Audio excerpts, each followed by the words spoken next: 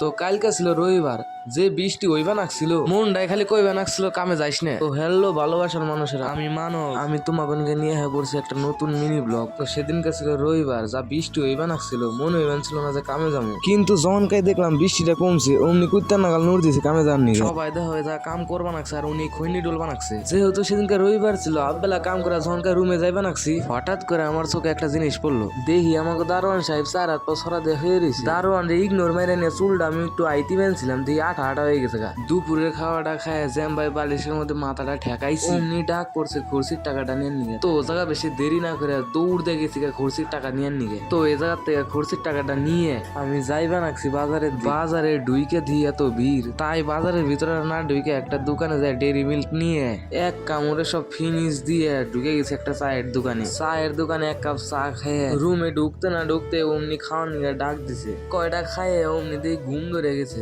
তাই বেশি দেরি না করে দাপ করে হয়ে পড়ছি। তো আজকের নিয়ে ভিডিও এইটুকুই, দেখা হবে অন্য কোনো আনকমন ভিডিওতে। ততক্ষণে নিয়ে টাটা।